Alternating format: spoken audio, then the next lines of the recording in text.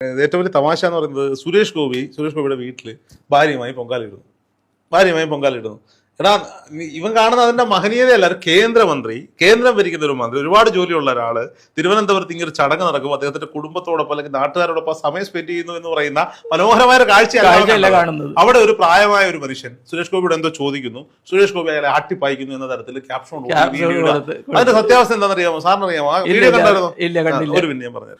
ആ പ്രായമായ മനുഷ്യന്റെ പേര് രാജപ്പൻ ആശാരി എന്നാണ്. രാജപ്പൻ ആശാരി, അതായത് സുരേഷ് ഗോപിയുടെ അച്ഛന്റെ കാലം തൊട്ട് അവരുടെ വീടുകൾ പണിയുമ്പോഴും ഒക്കെ അതിന്റെ കണക്കൊക്കെ നോക്കുന്ന അത്രയും പാരമ്പര്യമായി അത്രയും കുടുംബമായിട്ട് അടുപ്പമുള്ള ഒരാളാണ് രാജപ്പൻ ആശാരി.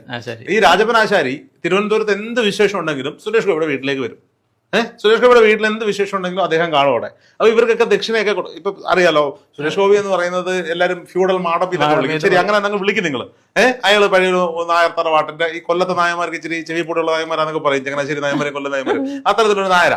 അപ്പോ രാജപ്പൻ ആശാരി അവിടെ നമ്മൾ വരുമ്പോൾ എല്ലാ ചടങ്ങുകൾക്കും ഇത്തരത്തിലുള്ള മേസ്ത്രിമാർക്കൊക്കെ ദക്ഷിണ കൊടുക്കുന്ന ചടങ്ങുണ്ട്. അങ്ങനെ ഇങ്ങനെയുള്ള ചടങ്ങുകളിൽ വസ്ത്രവും പണവും വെച്ച് ദക്ഷിണ കൊടുത്ത് കാലത്തൊട്ട് തൊടുന്ന ഒരു മനുഷ്യനായ ഈ രാജപ്പൻ ആശാരി, ഇദ്ദേഹം സുരേഷ് ഗോപിയോട് വന്ന് ചോദിക്കുന്നത് എന്താണെന്നറിയോ? ഈ രാജപ്പൻ മേസ്ത്രിയായിട്ട് അടുത്ത ഒരാളുമായിട്ട് ഞാൻ സംസാരിച്ചത്, ആരാണ് തിരക്കിപ്പോ ഒരു ക്യൂരിയോസിറ്റിയുടെ പുറത്താണ് ഞാനിത് കണ്ടുപിടിച്ചത്. വന്ന് പറയുന്നത്, നമുക്ക് ആ വിളക്കിന്റെ തിരി ഇങ്ങോട്ട് തിരിച്ചിട്ടാലോ എന്നാണ് സുരേഷ് ഗോപിയോട് ചോദിക്കുന്നത്.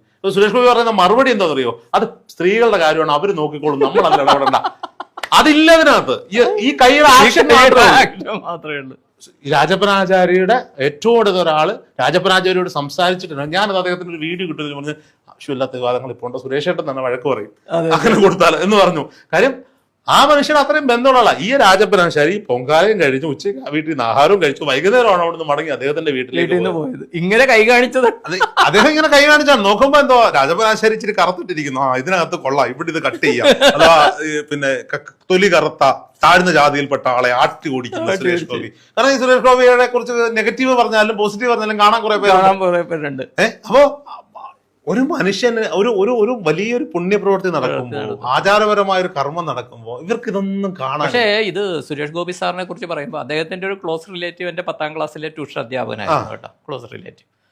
അപ്പോൾ ഈ സുരേഷ് ഗോപി സാറിന്റെ ശരിക്ക് നടൻ എന്നുള്ള രീതിയിൽ പരിചയപ്പെടുന്നതിന് മുമ്പ് അദ്ദേഹം 2 കുട്ടികളായിട്ട് ഒരു 10-25 വർഷം മുമ്പ്, 25-30 പോസിറ്റീവായ കുട്ടികൾ എയ്ഡ്സ് എന്ന് പറഞ്ഞാൽ പേടിച്ച് ആ പഞ്ചായത്തിൽ പോലും ആൾക്കാർ കയറാൻ സമയം രാഷ്ട്രീയ സ്വപ്നങ്ങൾ 2 കയ്യിലും പിടിച്ച് കുട്ടികൾ 2 കവിളത്ത് ഉമ്മ വയ്ക്കുന്ന ഒരു ഇതുണ്ട്. ആ കുട്ടികൾ അതുവരെ ആ ഒരു ദൃശ്യങ്ങൾ പത്രമാധ്യമങ്ങൾ എന്റെയൊക്കെ കുഞ്ഞോളി വന്ന സാധനം അങ്ങനെ പറയാ വരുന്നത് വരെ HIV പോസിറ്റീവായുള്ളവരെ സമൂഹത്തിൽ നിന്ന് അടിച്ചോടിക്കാൻ തൊടാൻ പോലും പാടില്ല.